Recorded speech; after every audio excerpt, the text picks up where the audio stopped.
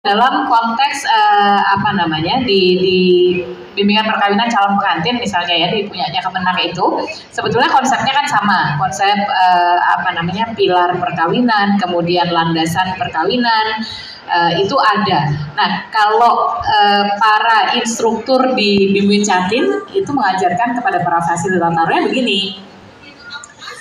Kalau mau membangun rumah tangga, ibaratnya seperti membangun rumah. Membangun rumah itu ada fondasinya, lalu ada temboknya, tembok itu ditopang oleh pilar-pilar dan ada atapnya. Itu. Apa sih fondasinya? Fondasinya itu keadilan, kesalingan, keseimbangan. Muadalah, muwazanah, mubadalah. Gitu. Itu tuh landasannya. Nah, seperti kita tahu, rumah itu semakin dalam fondasinya, semakin kokoh rumahnya. Gitu ya. Lalu kemudian rumah ini, tembok ini kan bisa berdiri karena ada pilar-pilarnya. Pilarnya apa? Pilarnya ada 5. Zawaj, mifakon gholidho, muasyarah bil ma'ruf, musyawarah dan tarodhi. Dijelasin satu-satu. Itu pilarnya. Kalau pilarnya tegak, semakin besar pilarnya, semakin kokoh rumahnya. Lalu atapnya apa? Atapnya itu kemaslahatan. Sehingga kalau atapnya itu mapan, pilarnya kuat, temboknya kokoh, atapnya mapan, maka setiap anggota keluarga itu akan mendapatkan kemanfaatan, mendapatkan kebaikan dari keluarga itu, dan juga keluarga itu, rumah itu menjadi rumah yang kokoh dan menjadi bagian dari masyarakat yang kokoh. Kalau sudah begitu, yang di dalam rumah itu bisa tentram, menentramkan karena ada kasih sayang. Kenapa bisa begitu? Karena pilarnya kuat, karena fondasinya kokoh. Bagaimana kalau ada kekerasan dalam keluarga?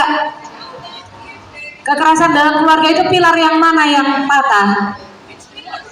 Semua pilarnya patah, zawajnya patah karena nggak ada kesalingan. Wong yang satu menyiksa yang lain. Mifakon gholidhonya terlanggar tidak? Terlanggar. Wong punya komitmen kok dilanggar sendiri.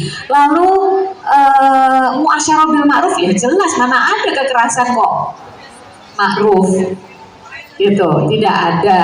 Maka pilarnya patah. Musyawarah, nggak ada orang melakukan kekerasan dengan cara bermusyawarah terlebih dahulu. Kamu bagaimana kalau kita bersepakat kamu saya pukuli? Nggak ada. Kalau pilarnya patah semua, maka rumah itu pasti hancur. Kalau rumah itu hancur, apakah bisa sakinah mawaddah rahmah? Nggak bisa. Nah, cara-cara seperti itu memang yang sangat penting untuk kita menurunkan konsep dasar yang fundamental dan penting. Itu konsepnya memang harus begini. Konsepnya harus begini.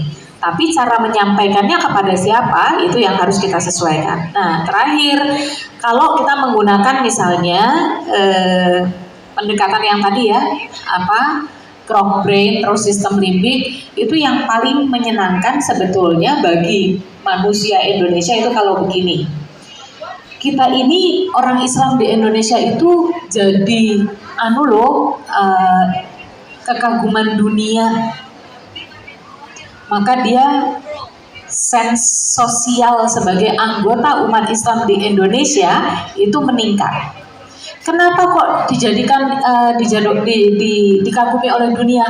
Karena salah satunya perempuan Muslim Indonesia itu hebat, ikut mengurus umat. Gak ada bunyai cuma ngurusi yai aja, gak ada. Bunyai itu ya ngurusi yainya, ngurusi santrinya, ngurusi organisasinya, pengajiannya, ada di ruang publik. Gitu. Ngurusi wali santri. Gitu. Ketika kita menyampaikan itu kepada jamaah kita, Indonesia itu umat Islamnya dihormati dunia. Kenapa? Karena perempuannya itu hebat-hebat. Kalau di Indonesia ini pengalaman saya waktu itu ya, kalau acara NU aja paling gampang. Acara NU itu perempuannya nggak di belakang atau disimpan. Muhammadiyah juga tidak begitu. Perempuan di sebelah sini, laki-laki di sebelah sini. Tapi posisinya setara. gitu. Nah, hal-hal seperti itu ketika kita perkuat, maka mudah untuk masuk ke dalam hati jamaah kita. Tapi memang konsep dasarnya ustadznya juga harus paham bahwa itu loh yang mau disampaikan. Disinilah memang kita butuh pengayaan dan perlu upaya yang lebih sengaja gitu untuk mempelajari cara-cara menyampaikan gagasan itu. Karena kalau enggak kita pasti kalah. Karena